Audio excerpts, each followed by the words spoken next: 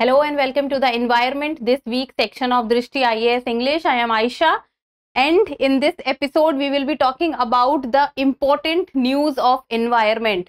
As we have already started this section with polity this week, coming up on Saturday 7 p.m. and then followed by economy this week, scheduled for Sunday 7 p.m. and in this series the new edition is the environment this week. So every Friday at 7 p.m. we will be meeting through this new series, and that is the environment this week. So the concept is that we will be taking few important news of the week from the environment perspective, environment and ecology perspective. Then we will be taking up the news from the current respect, and then we will be going into in depth in the static portion also, and in the end we will be discussing the practice question with regard to these news. So let's begin.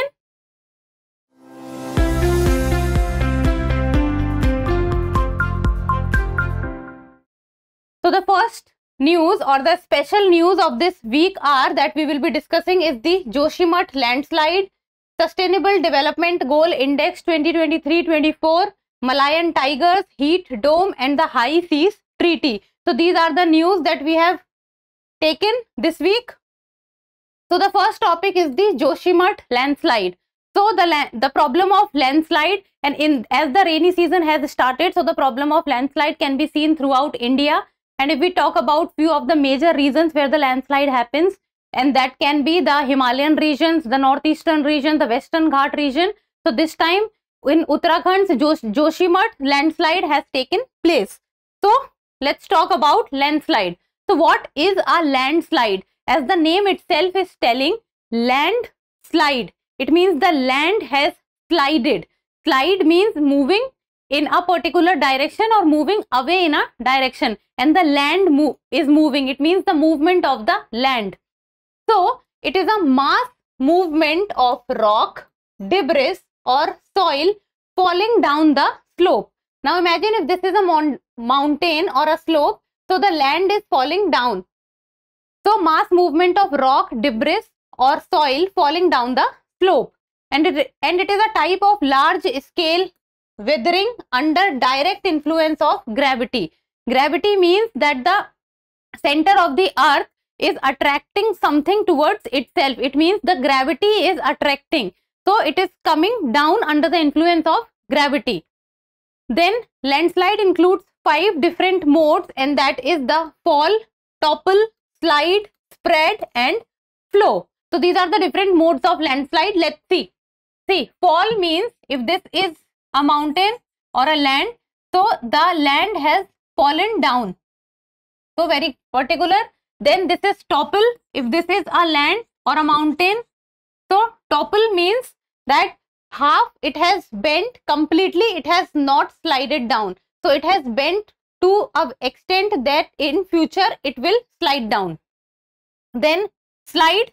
Slide means that if this is a ground or an area of land, then a particular area of that land has slided down in a particular direction. Then spread. Spread means that if this is a mountain, so this area of the mountain or the land has spread it down. It has spread. Spread means has been expanded in a direction. So these are few of the different examples of landslide. Then what are the reasons for the landslide? Then that is, it is force acting downward. Downward means because of the gravity. Becomes stronger than the earth-borne material forming the slope. So it basically happens because of the gravity also. Then landslides are caused by 3 major factors, that is geology, geomorphology and human activity. Geology, because it is the characteristics of Earth's material. Earth's material can be like for example, the core is formed of iron and nickel. So if any problem happens in the material of the earth, then the disbalance will happen, and because of it might lead to landslides. Then earth rock may be weak or fractured, and if the rock will be weak, then at certain point of time the land will slide down. Then next point comes the geomorphology, that is structure of the land. Slopes whose vegetation are destroyed are more vulnerable, because it is the vegetation or the forest or the trees which actually holds the vegetation together, and that is how the land, or you can say the soil, remains together. So if any area where the vegetation is destroyed or the vegetation has been burnt because of fire, then that area will be weak. Then human activity like drilling, mining, deforestation, or etc., or many more different examples. Like drilling, mining, it causes harm to the land and also at the depth of the land.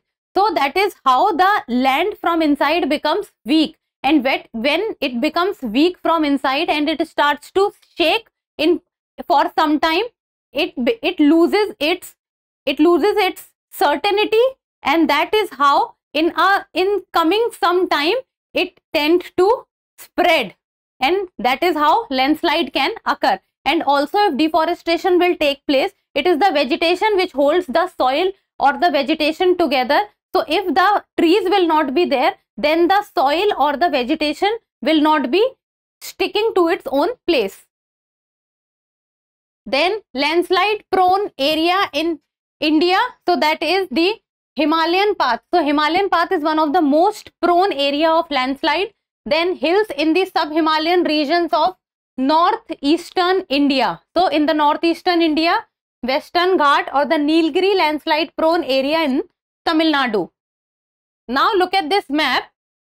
The blue area which you are able to see is very high hazard. So that you can very clearly see in northeastern region, and then in the hilly areas of, you can say, Jammu, Kashmir, Ladakh.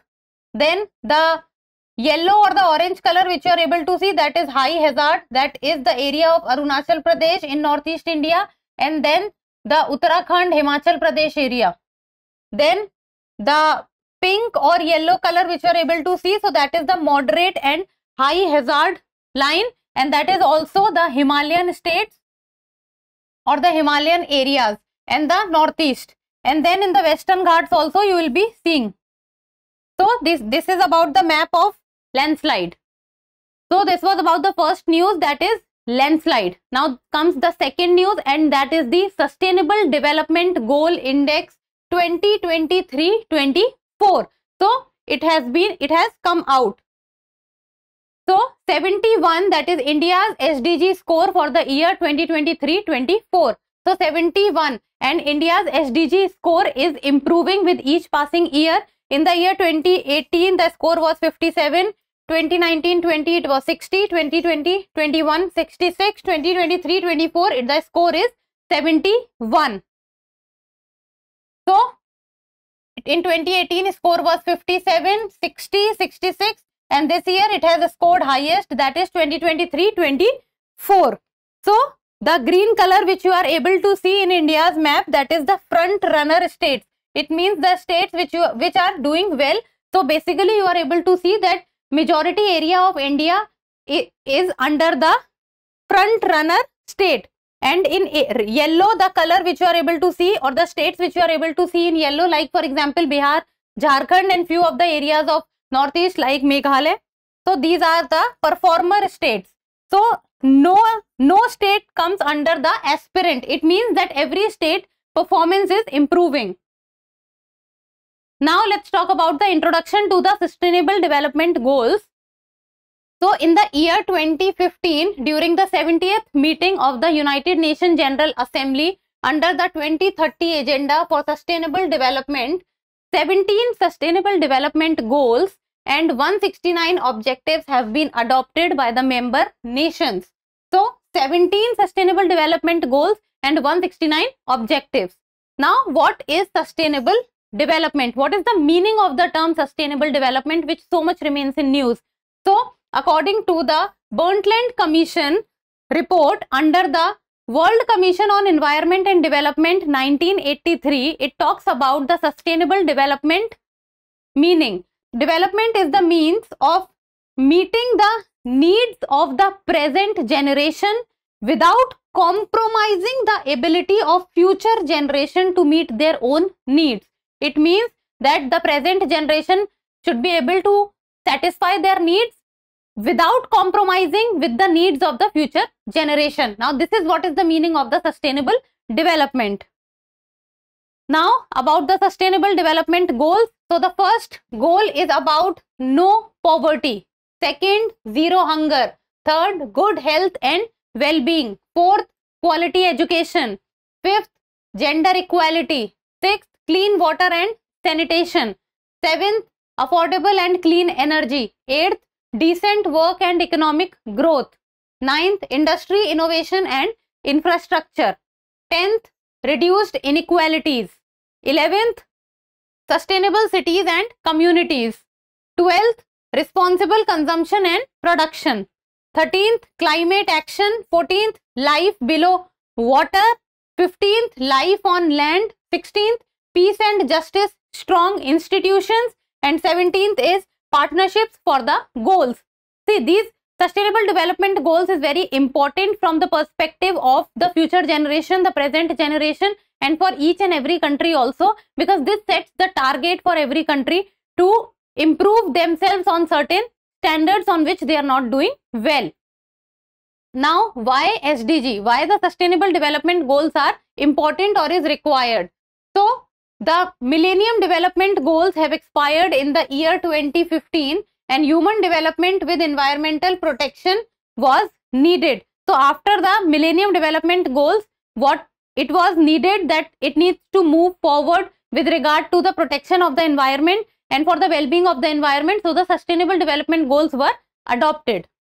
Now, what was the MDGs, that is the Millennium Development Goals? So, the United Nations General Assembly adopted the MDGs in the year 2000, but the targets were calculated at the 1990 levels. So, targets were calculated at the 1990 levels, but they were adopted in 2000. So, the matching or the standards were not up to the mark. So, their validity was only till 2015. So, it expired in 2015 and after that the SDGs came into the action. And MDGs consisted of 8 goals and 18 targets in total. Now comes the third news, and that is the Malayan tigers and leopards. Malayan tigers stands for the Malaysian tigers and leopards. So recently it has been observed that Malaysian tigers, which are the national symbol of Malaysia, it has been observed that the numbers of Malayan tigers have reduced to very low. It has not even 200 in numbers as of now. So let us talk from the respect of in India, the situation of tigers and leopards. So let us first of all talk about the Project Tiger, which is the pioneer with regard to the conservation of tiger and also with regard to improving the population of tigers. So it was started in 1st April 1973 when Tiger Conservation Program, that is Project Tiger, was started or adopted. And the objective was to control the factors leading to loss of tiger habitats and mitigate them through appropriate management. So, habitat protection needed to be done, and whatever is leading to their low numbers, that needs to be moved out. Then, to restore habitat loss to facilitate recovery of the ecosystem to the maximum extent possible. So, whatever reasons are causing their destruction or downgrading numbers, that needs to be moved out. Then, to ensure a viable tiger population for economic, scientific, cultural, aesthetic and ecological values. Because tiger is a flagship species and it also talks about and it also tells about the health of the ecosystem, and it becomes very, very important that to maintain the ecological balance or to maintain the food chain and the food web in the environment or the ecosystem, the presence of tigers or leopards at the top of the heap is very, very important. Now, what are the benefits of Project Tiger? That is recovery of tiger numbers. So, at one point of time during the time of 2000s when the number of tigers were going down, but now we see that the maximum number of tigers are present in India, and specifically if we talk about, then it is the states of Madhya Pradesh and Karnataka. Habitat conservation, economic value and tourism. So economic value we all know, but tourism is what if there is the population of tiger will increase in certain state, then tiger is a attractive species. So people will come to that place to see tigers. So it can lead to the increase in tourism sector also of that particular area. Then ecological balance, as I just talked about, maintaining the food web and the food chain, conservation of keystone species, because they are very much responsible for a particular region and for the proper functioning of that ecosystem. Now let us talk about leopards, and that is Project Snow Leopard. So it was started in 2009 in 5 states of the country, and these 5 states are, you can say, the Himalayan states like the Jammu and Kashmir, Himachal Pradesh, Uttarakhand, Sikkim and Arunachal Pradesh. Because snow leopard, as the name itself is telling snow, so they need higher altitudes. They are present at the higher altitude. Then the objective was to promote conservation of leopard population and their migration range in the country by encouraging participation of all stakeholders, and these stakeholders were basically the countries or the Himalayan states. Then program seeks to achieve comprehensive implementation of conservation awareness and conservation laws, their habitat and migration through collaboration.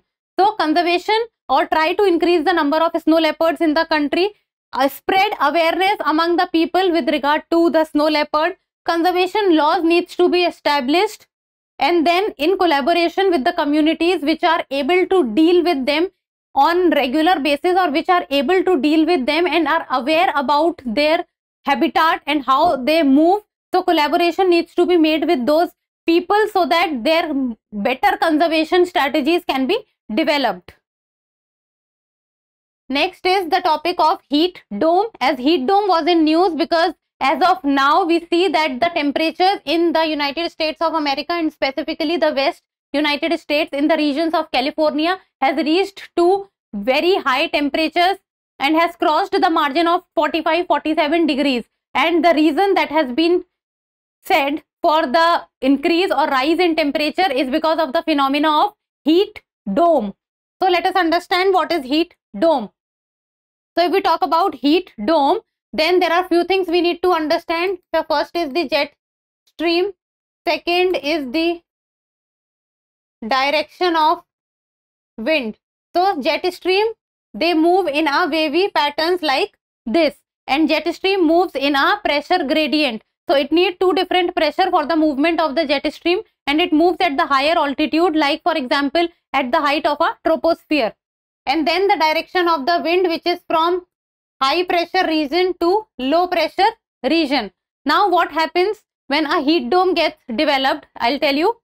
So imagine if sunlight is coming and the region is hot, so what will happen?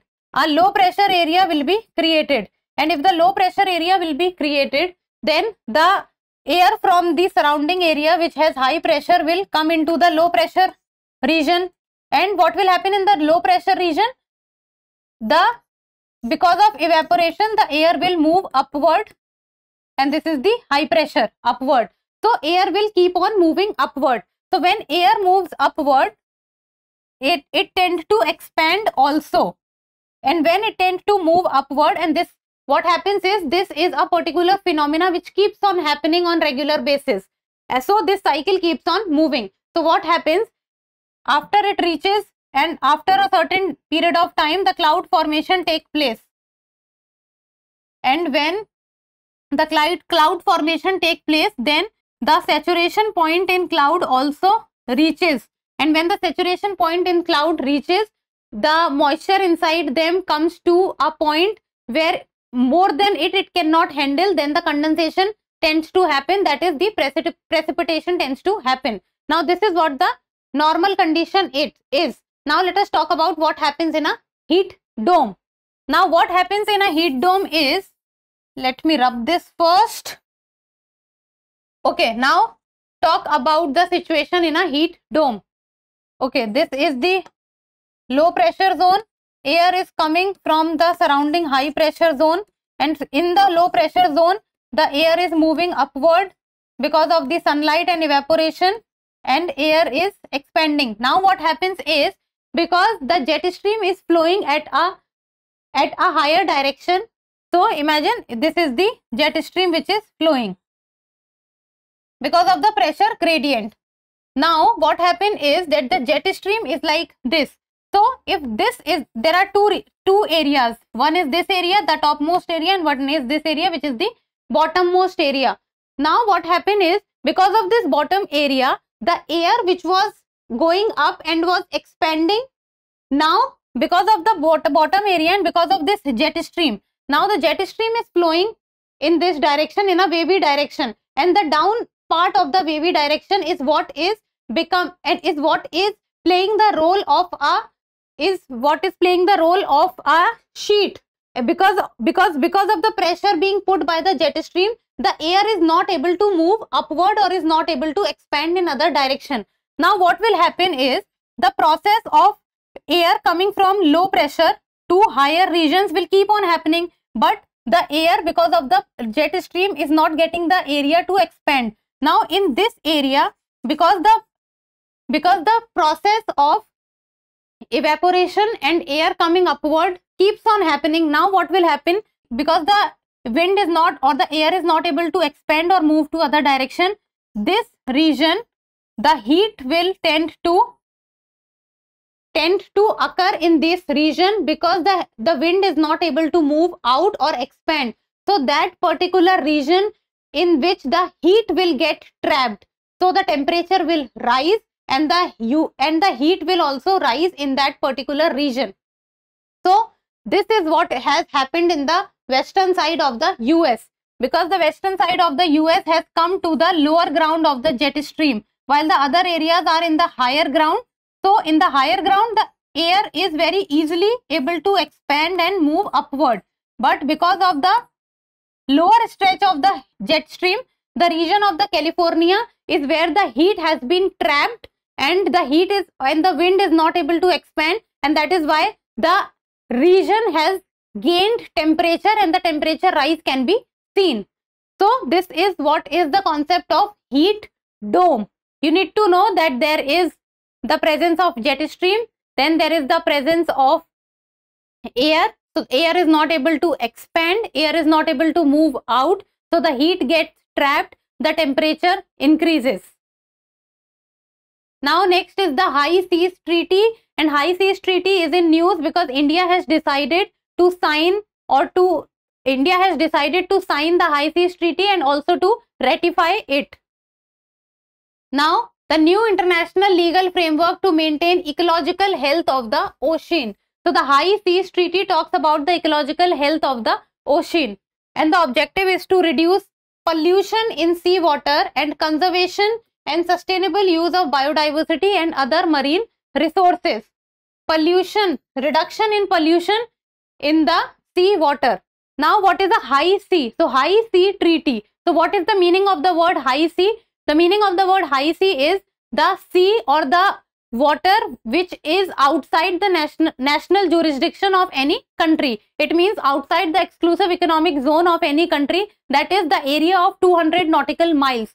So imagine if this is the coastline of any country and this is the EEZ, that is the exclusive economic zone of any country, and this is the area of 200 nautical miles. So the area beyond the EEZ is what is called the high sea. So we are talking about the high sea where no country has jurisdiction, where no country has control. So every single country has equal rights over the high seas. So high seas are area beyond the national jurisdiction of any country, that is beyond the exclusive economic zone. And it is an agreement on the conservation and sustainable use of marine biological diversity of areas beyond national jurisdiction. Then high seas, if we talk about, they are about 64% of total ocean area. So out of all the area, 64% is what constitutes high seas. Then all the countries have equal rights to navigate, overflight, economic activities, scientific research or infrastructure such as undersea cables. So all the countries have equal rights in the high seas.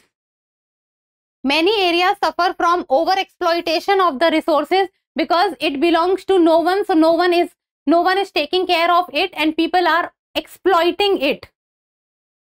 So loss of biodiversity, pollution, dumping of plastics, ocean acidification, etc. These kind of problems can be seen in the high seas.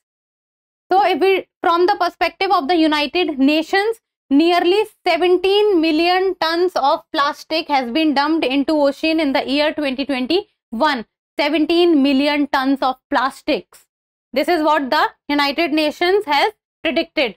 Now let us talk about the objectives of the High Seas Treaty, that is conservation and protection of marine ecology. So protecting the marine ecology, and if the marine ecology will not be protected, then the flora and fauna of the marine ecology will be disturbed, and if that will be disturbed, that will be very harmful for the overall health of the ecosystem or the ecology. Then fair and equitable sharing of benefits derived from marine genetic resources. So fair and equitable sharing, it means everyone should be getting the equal benefits of the marine ecosystem. Practice of mandatory environmental impact assessment for any activity that has been done and for any activity that causes harm to the marine ecology. So equal assessment, and the assessment of these harmful activity also needs to be done on regular basis. Then transfer of marine technology and capacity building to developing countries. So the advanced technologies or the research and development capacities, that is the R&D capacities, the scientific temperament or the ability to do scientific or to gain scientific knowledge is what the developed country possesses. But with time, these developed countries needs to transfer that technology or that research or that extra knowledge to the developing countries also, so that even the developing countries can do better in the field of the protection and conservation of the marine ecology. Then help them take full advantage of oceans and also contribute to their conservation, because if the ocean or the marine conservation can be done nicely, then only the flora and fauna of the marine ecology will also do well and the conservation efforts will be successful. So these were about the topics from the environment and ecology of this week, which will be important from the exam perspective. And now comes the practice questions, and like always what I say is you people will have to tell me the answer in the comment section. So there will be 5 questions from the 5 topics that we have discussed. So give me the answer in the number format, like question number 1 answer, question number 2 answer, question number 3 answer. So first question is, which of the following may be the causes of landslide? So the first question is, which of the following may be the causes of landslide? Weakening of rock, lack of vegetation cover, human activities, or all of the above? This is first question. Now second question, which of the following goals is or are part of the sustainable development goal? Zero hunger, qualitative education, gender equality, or all of the above? This is second question.